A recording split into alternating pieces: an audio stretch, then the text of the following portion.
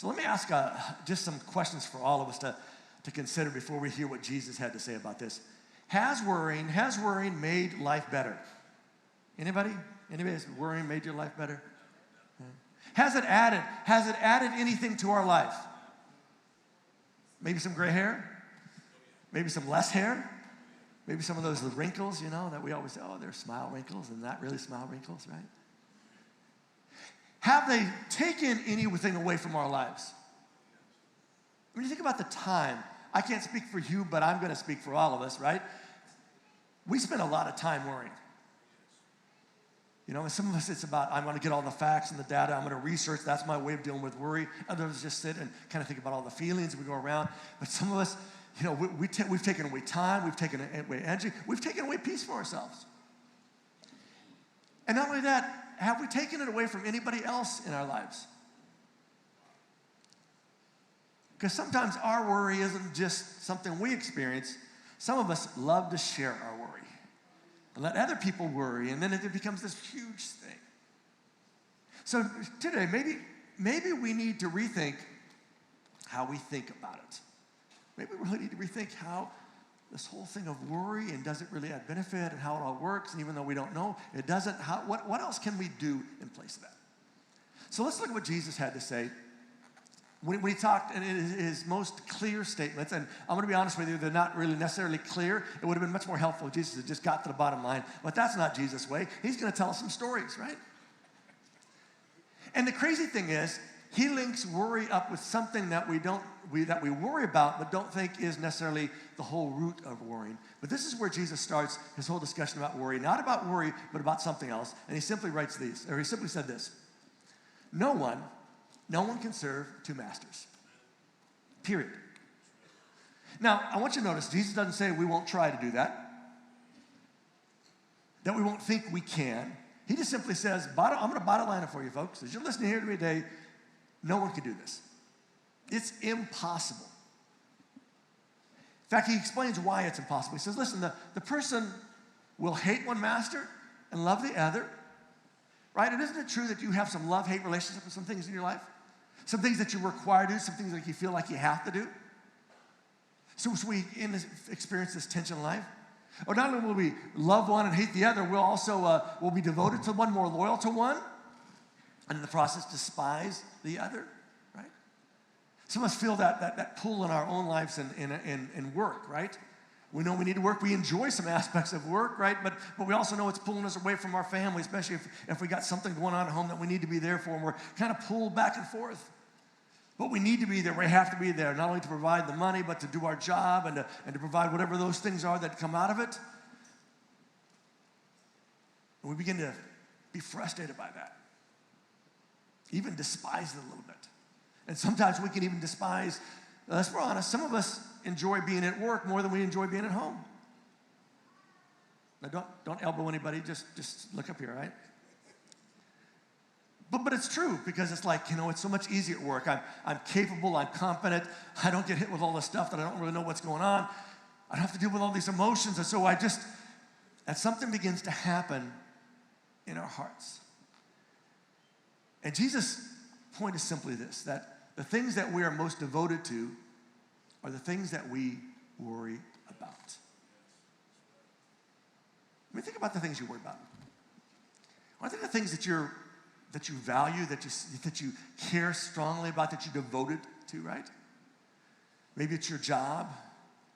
Maybe it's, maybe it's your family. Maybe it's your kids. Maybe it's all the bills, right? And they're just piling up, and you don't want to be devoted to them, but you have to do it. And it's like, those are the things you worry about because you're devoted to not being out on the streets. And here's the thing I want you to know from me as your pastor. I don't ever worry about your job. And I don't ever worry about your kids. And I don't ever worry about your bills. Now, you may be thinking, Mike, I thought you're supposed to be caring and compassionate. But I want you to understand, it doesn't mean I don't have any compassion towards you. I don't care. That I might stop if you tell me about what's going on at work, what's going on at home, or what's going on with your kids, that I won't stop and pray for you, that I won't care about that. But I want you to know, I never stay up at night late worrying about those things. Because those aren't the things that I'm devoted to. I got my own list of stuff. But you think about all the things we worry about. We worry about our jobs, the advancement of jobs. We worry about school. We worry about grades. We worry about bills. We worry about retirement. We worry simply about our stuff, right? And all the stuff. And we have so much to worry about because what's going to happen here and how are we going to afford this? And we get it all going around and around and around. Which I think is why back to Jesus, why he clearly said this. Folks, you cannot serve both God and worldly riches, mammon. Mammon is simply a word for all of our stuff. You can't do it. But what if this is about the tension that we all face? The pulling of our competing masters. Because I'm going to make a guess in your life that it's similar to my life, and that is that you have competing masters in your life. Things you want to do, things you enjoy doing, things you feel compelled to do, feel responsible to do. And have you ever noticed at times those don't always go together?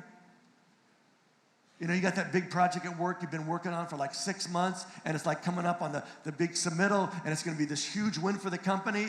And oh, by the way, don't forget your daughter has that recital coming up Wednesday night, right? And you're like, oh, it's due Thursday morning.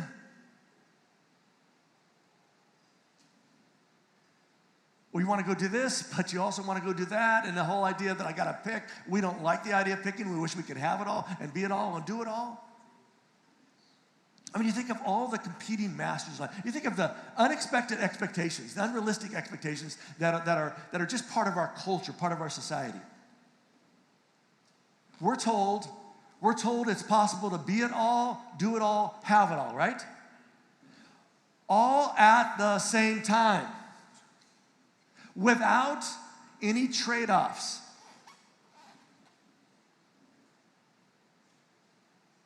Where in life does that ever work? Where in your life have you ever been able to have it all, be it all, do it all at the same time? Isn't life about choices? Isn't life about, when I choose this, I'm also choosing not that? Because what if we've tied our self-worth to impossible, ever-moving goals?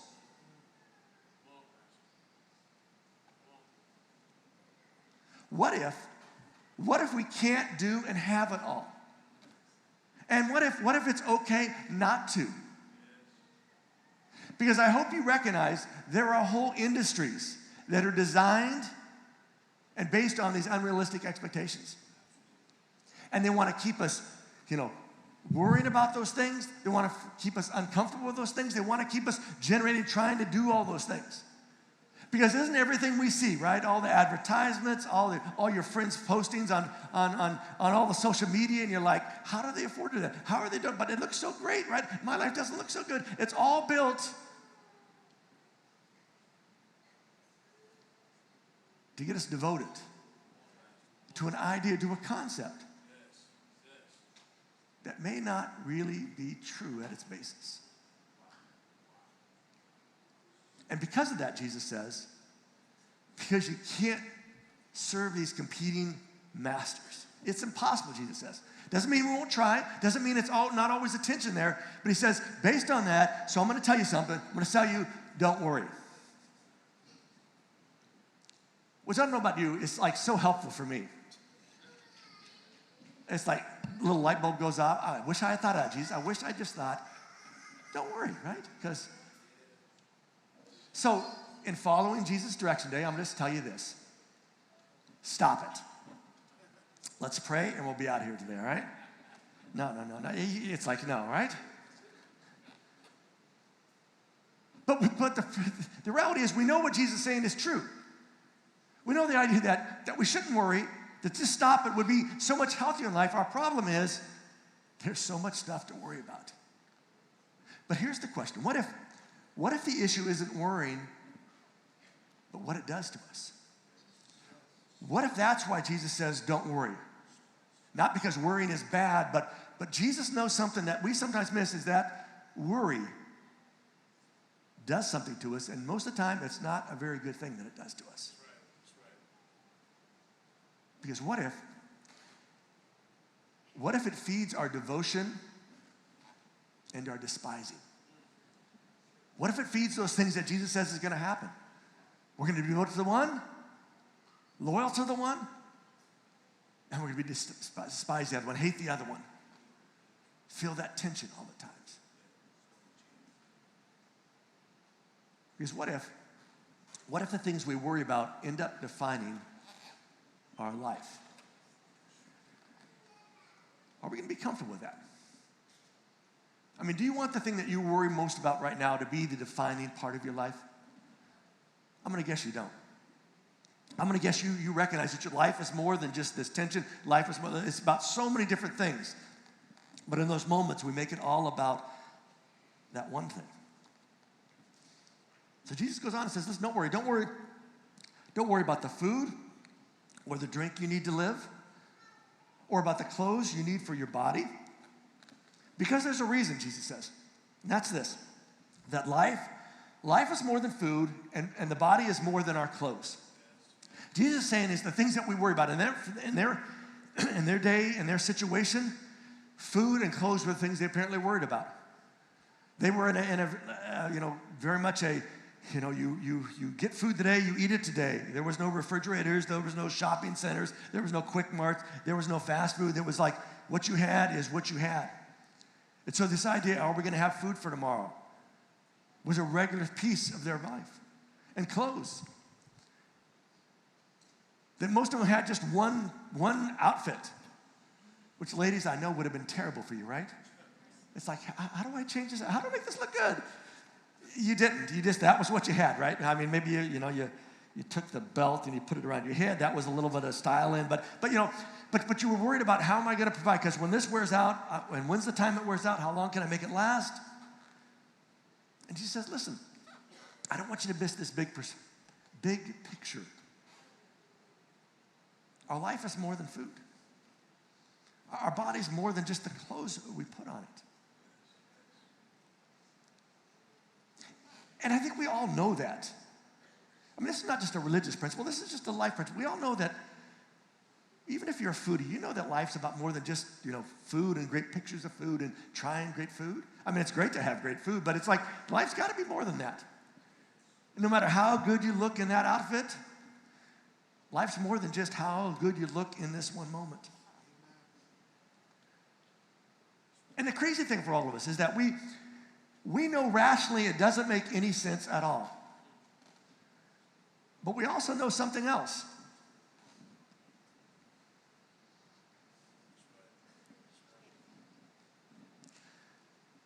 Because isn't it true we aren't always as rational as we'd like to think we are? So Jesus, to help us with this whole idea, begins to give us some ideas, some illustrations about how this works. And he says to that group, that crowd that day, it was this big crowd. This is part of the Jesus Sermon on the Mount, this big famous coming out message when he covered so many different things. And he says to this big group, oh, by the way, everybody, look at the birds in the air. So they're like, all right. I mean, it might be way out in the desert. I don't know how many birds there are. I mean, I'm hoping not vultures aren't spinning around, but maybe there's a few birds, maybe there aren't, but look at the birds in the air. And Jesus begins to teach us a lesson from the birds. He says, listen, they don't plant, and maybe some of you have heard this before. They don't plant, they don't sow, they don't harvest, they don't reap, or they don't even store food in barns. They simply go out and get what they need at that moment, come back and eat it, and when they need more, they go out and get it.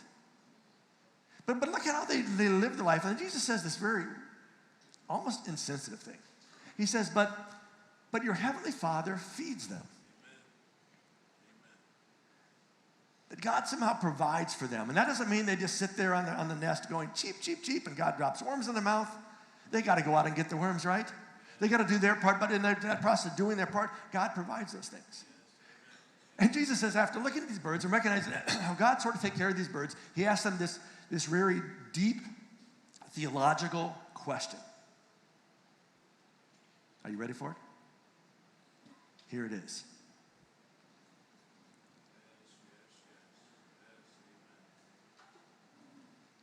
Which we look at it and think, well, that's a dumb thing to say. And of course, we're worth more than birds.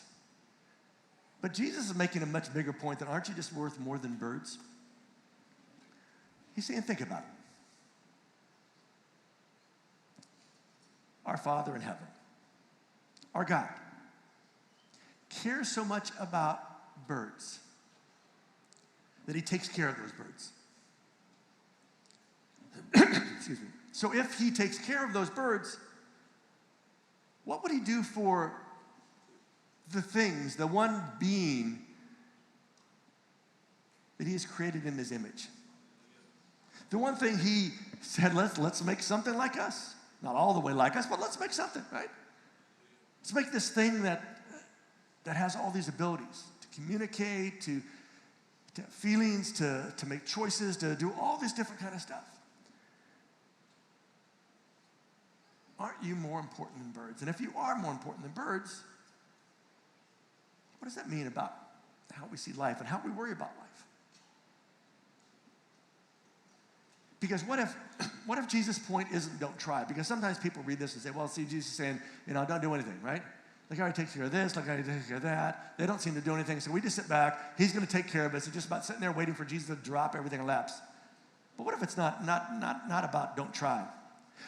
What if it's don't worry so much about it? What if it's don't make such a big deal about all those things that's easy to worry about? And then Jesus makes not just a radical turn, he goes in a whole different direction. When he asks the next thing, he says, oh, by the way, who of you can add any time to your life by worrying about it? Show of hands. The reality is we've probably taken some time off our life by worrying, but never adding anything to it, right? None of us can add to it that way. And then he makes another turn. He says, oh, and why do you worry about clothes?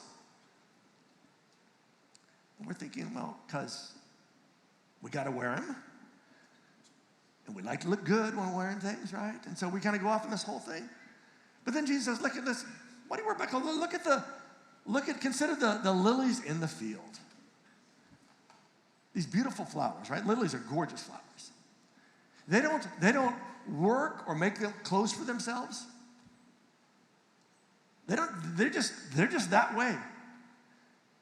But let me tell you something, that even Solomon, this famous guy from Judaism, with his riches and all of his wisdom and all of his glory, was not dressed as beautifully as one of those flowers. And if that is enough to consider something else. If God clothes the wildflower in the fields that no one's ever going to see, but they're still beautiful out there. And they're here today and tomorrow they're used for starting fires. Will he not much more clothe you? To which we think, that sounds all so easy. But somebody's got to provide for this. And it can't just be sit back and wait. And if we sit back and wait too long, we won't have any food, won't have any clothes. But what if in spending so much focus on getting, we're missing what God's providing? Think about it. Don't worry about what you're going to eat, about getting some food, because that was a big thing for them. Don't worry about what you're going to wear, right? Even that was apparently another big thing for them. Our list would be something totally different. But we get so wound up in all of those things. We get so much focus on getting those things.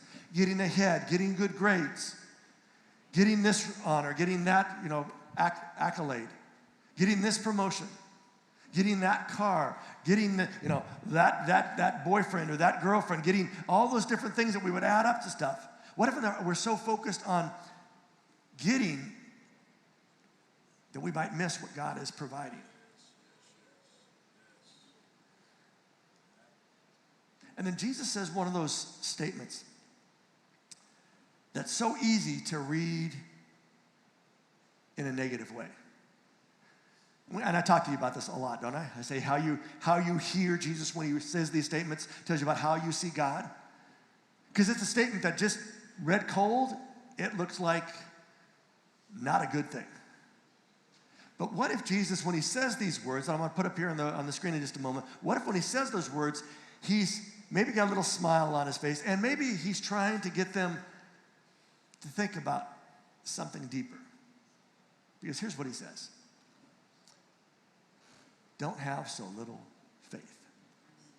Literally, you of little faith. Now, I don't know about you. That doesn't sound like a positive, right? But what if Jesus saying, again, as opposed to him saying, oh, you bunch of faithless group of people, right? I mean, when are you going to get your act together? When are you going to trust God? It could be that kind of idea, but what if it's really, he's saying, listen, you have so little faith because again, of those two competing masters in your life. Because these would have been all religious people. I know you're devoted to God. I see it in your actions. It's part of just the Jewish way of life at this time. But I know you're devoted to the food and the clothes, and you're devoted to providing for your life.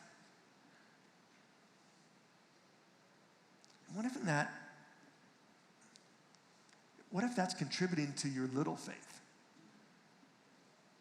Instead of being a description of your little faith.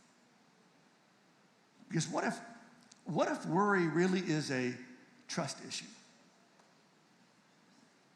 And what if we have more faith in our worry than God at times? Because isn't it true when you think about when you've worried, and especially if you're a person of faith, especially if you're a follower of Jesus kind of person of faith, isn't it true that sometimes you worry and the problem is this, that we get stuck at I know God can, but I don't know if he will?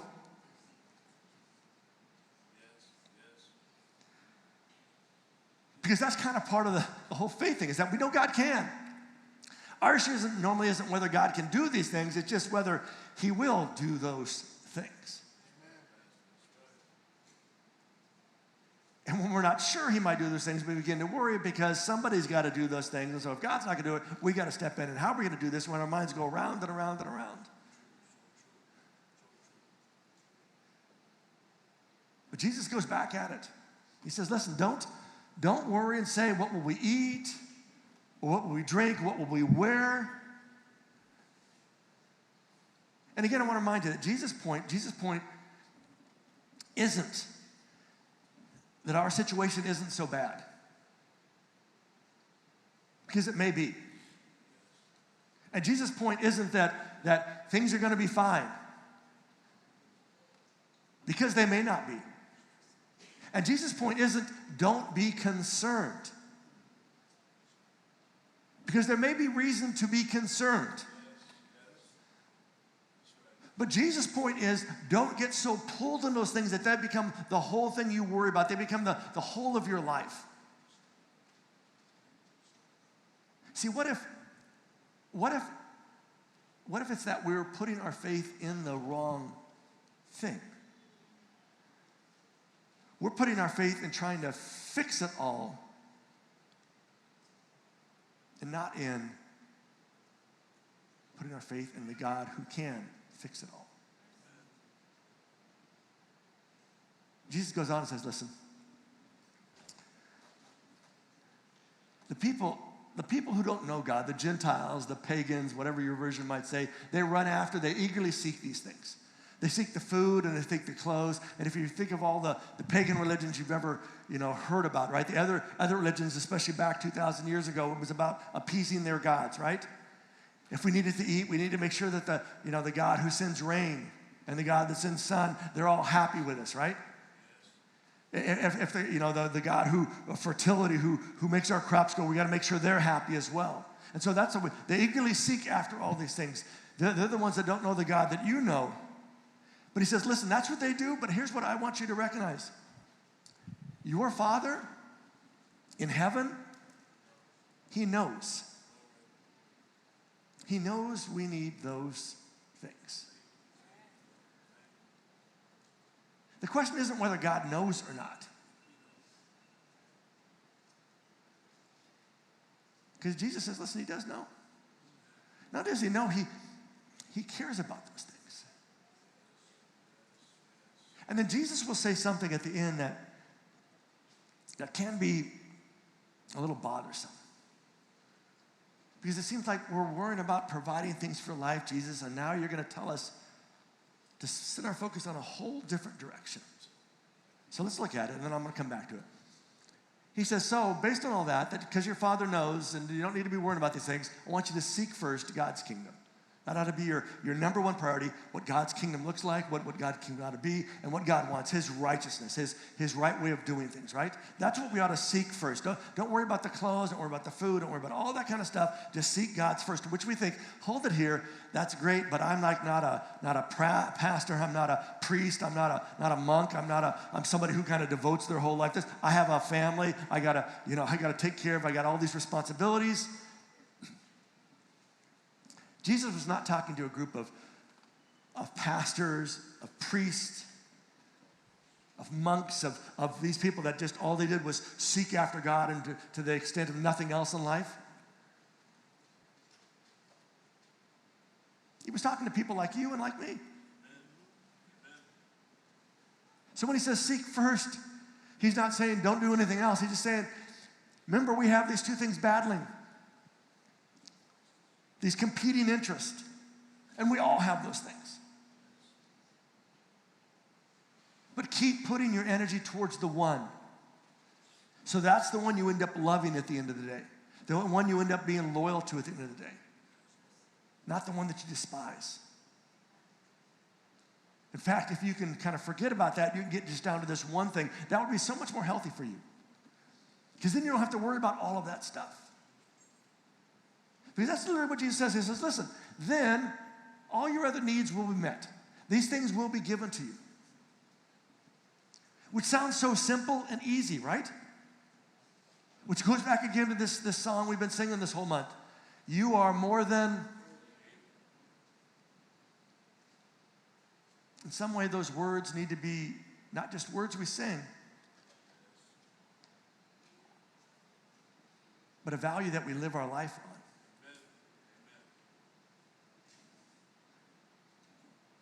So then Jesus says these words, which again seem a little harsh. So don't worry about tomorrow, because tomorrow will have its own worries. Sounds like something your grandfather would say, isn't it? Just worry about today. Tomorrow got its own problems, right? But it's like, it's true, isn't it? Because we know what you're worried about today. We know what's important today, but do you know what's going to be important tomorrow?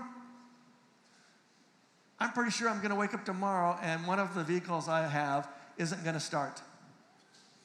I'm going to have a battery problem tomorrow. I don't have a battery problem today. I'm going to have it tomorrow. And I know that because my wife told me when she got here today, oh, by the way, have you got the battery for the car? Because it barely started for me to get here today. But I'm not going to worry about that today because it's going to be on the agenda tomorrow. Today is just to be with all you lovely people. My worry is just to get through today. Tomorrow will have its own stuff. But it's true for your life as well, right? We don't know what tomorrow's going to be. We don't know. Monday, we got an idea. But when that happens, there's always something, right? And that's how Jesus ends. Listen, every day, each day has enough trouble of its own. So let's just kind of focus on the day. Because while you can prepare for tomorrow, you can do your stuff, just do what you can do and leave the rest with God. Because ultimately, isn't it in his control? Because I'm convinced that one of the problems that you have and that I have is that we think we're way more in control of life than we are. In fact, I think there are certain situations that pop up in life that remind us you have no idea what you're doing. You have no control at all, right? But even in not having control, our job is just to do what we can.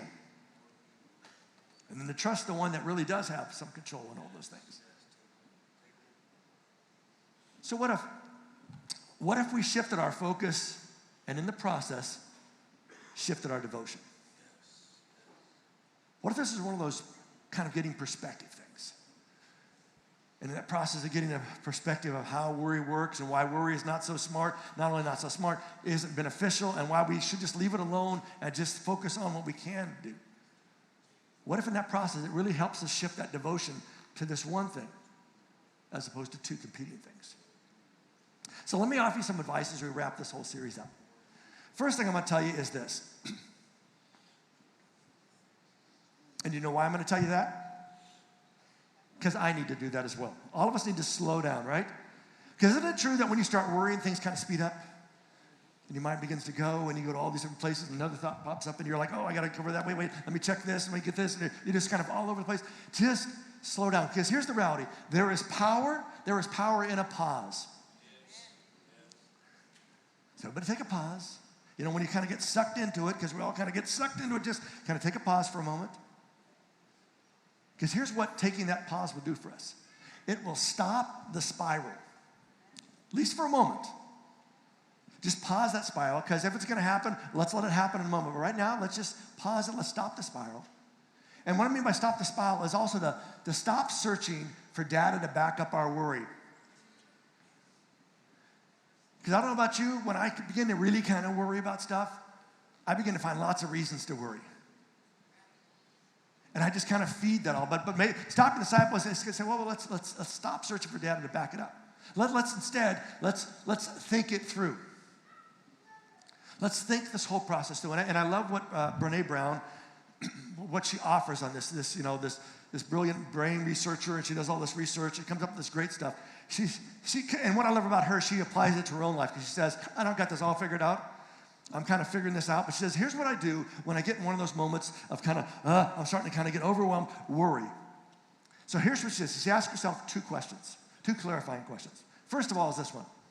Do I have enough data to freak out? Which is a really good question, right? I mean, do I have enough information? Is it like, wait, do I have enough to really kind of freak out? And here's what she says. Right? Because we probably don't. I mean, most of us kind of freak out a little early in the game. We got to wait just a moment, right? Then I left her a second question, because that's an important question. Do I have enough information to freak out, enough data to freak out? And secondly, question is, will freaking out help the situation? And I love what she says about this.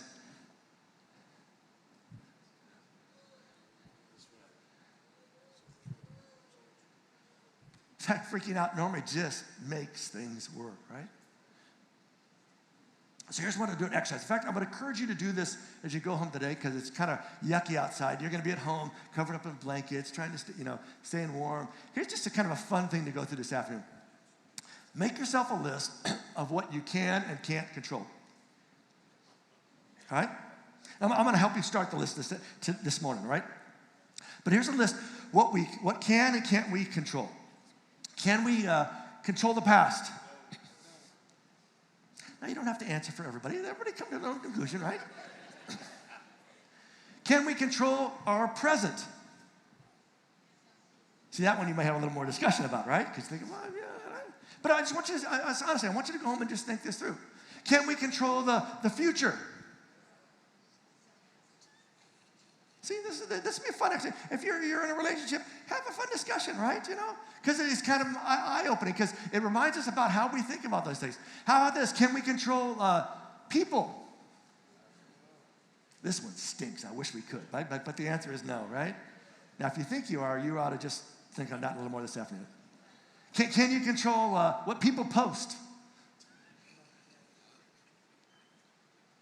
But you could delete it, unfollow it, unfriend them, just delete the whole app, right? Be done with that, right?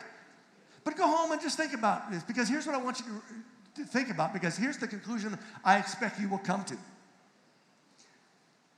You are in control of much less than you believe. And I understand why. Because we have to function in life.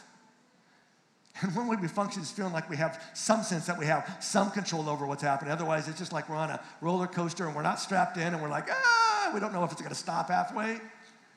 And that's not a good feeling, right? And I do think there are some things we can control. But I think the list is much smaller than most of us imagine. See, what if worry doesn't have to be our story?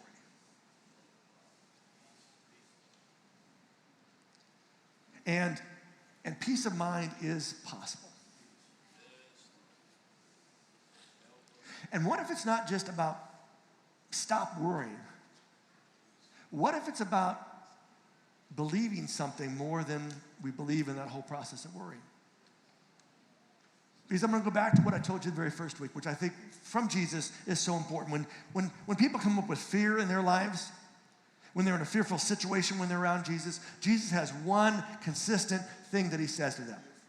And here's what he says. He always says to them, don't be, what's the word there?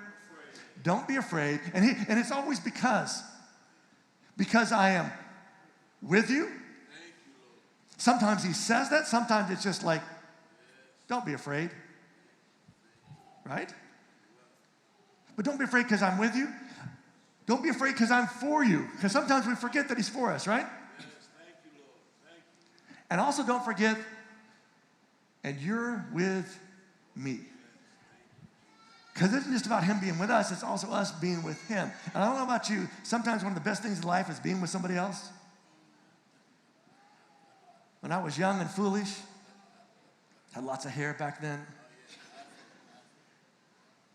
I was real skinny.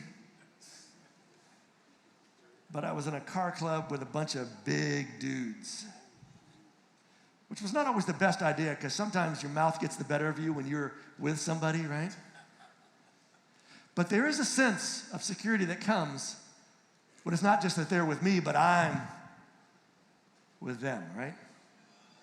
And let's not forget,